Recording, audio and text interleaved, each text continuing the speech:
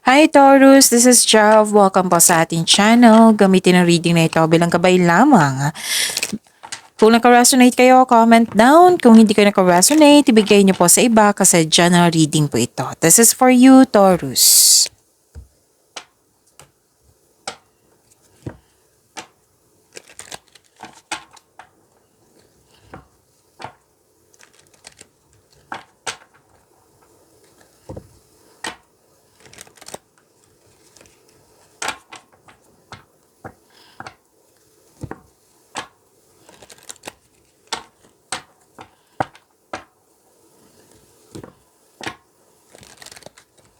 Para po ito sa iyo, Taurus.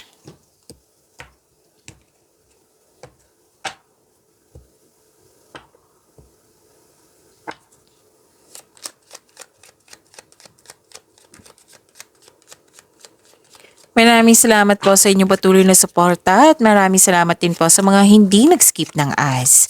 Sa mga hindi pa nag-subscribe, subscribe na po kayo at click bell notification para malaman nyo na may bago tayong video. Para sa mga gusto magpa-reading, comment po kayo ng personal reading. Again, comment kayo ng personal reading and check my reply sa comment section.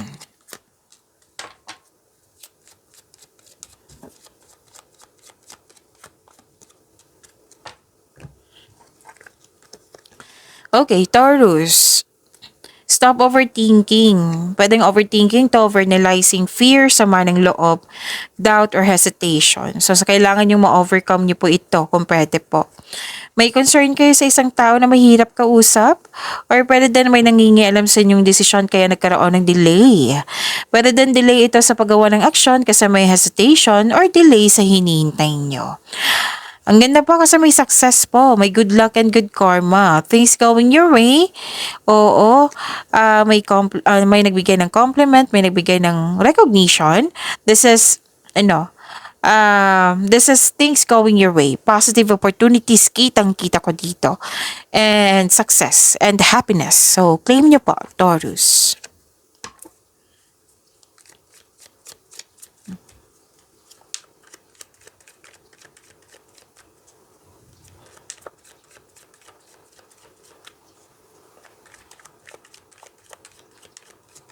Energy po ni Taurus.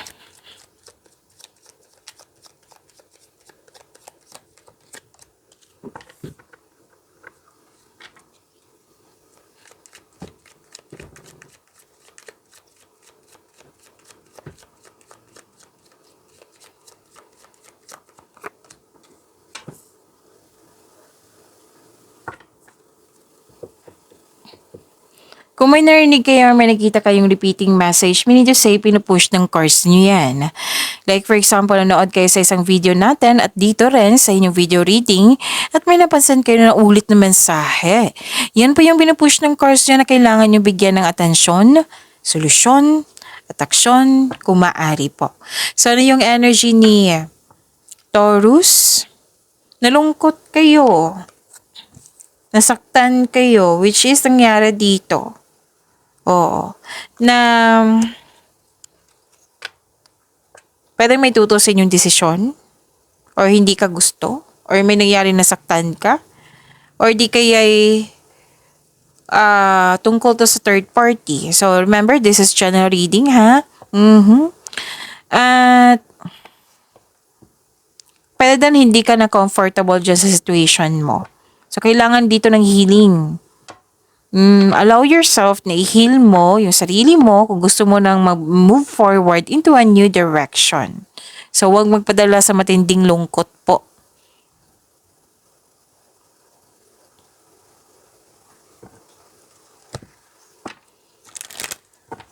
So, some of you, nagmuni-muni ngayon, nag-iisip ng mga plano o pangarap sa buhay, nag-iisip ng mga desires sa buhay. This is daydreaming, pwede?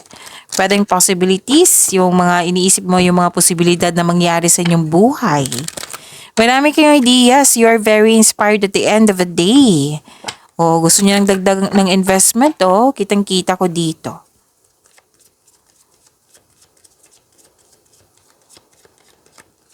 Para ka ding pumipili dito. So, personal issue reaches resolution. At least okay na. Mm.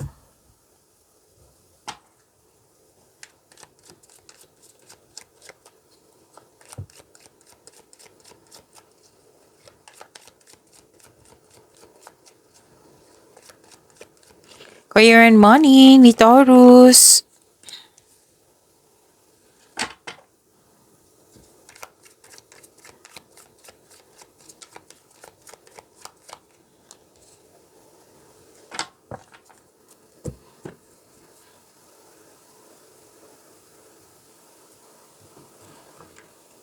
Okay, this is alignment. Nagkasundo kayo sa isang tao or may tao dyan na witness ka na dalawa sila nagkasundo.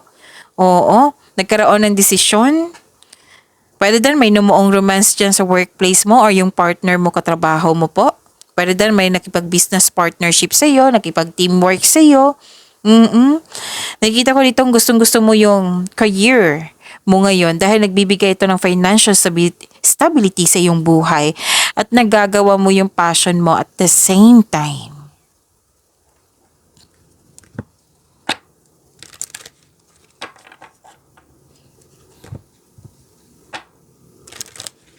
Kahit may pagkakasundo dito, may kasamahan kayo dyan na toxic. Oo, so sabi ng card dito, umiwas na lang po daw. Listen to your intuition kasi it will guide you away from toxic person or toxic place. So piliin yung peace of mind.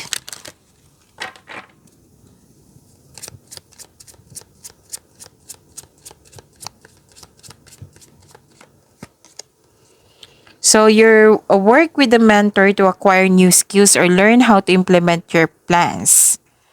And learn to manage money yourself or hire a financial advisor for help. Ang ilan sa inyo dito nag-decide na mag-take ng board exam, masteral. So, kailangan talaga ng mentor kasi ito yung isa sa makatulong sa iyo para sa pag-level up nyo sa inyong career and money.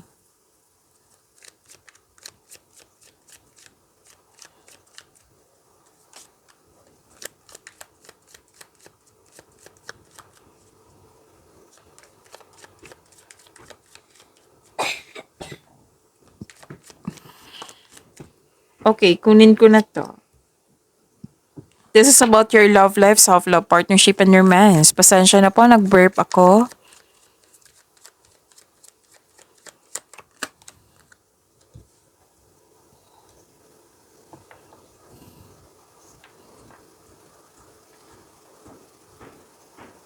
Okay. Nakikita ko dito na nagkaroon po ng emotional offerings or binigyan mo ng agad yung agarang action or reaction. Para sa mga single, parating na ang ideal partner mo. So, sabi ng card dito, take things slow, kilalanin mo muna. Sa mga relasyon, may pangyayaring aminan, posibleng proposal po ito. Sa buhay mag-asawa, pwede din aayain ka na yung partner po para magkaroon kayo ng date or may sasabihin siyang importante sa iyo.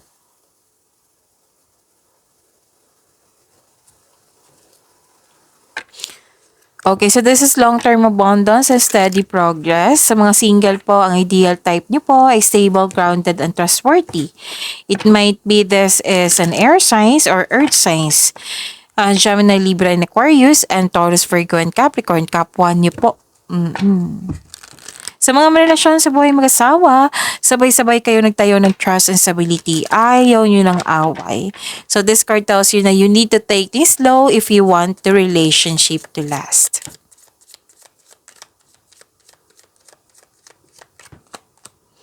May separation dito. Pwedeng space din po ito. Time apart from your partner is on the horizon. Pag-imanin niyo po yung blessings sa binigay sa inyo. Taurus, see you tomorrow. Maraming salamat po.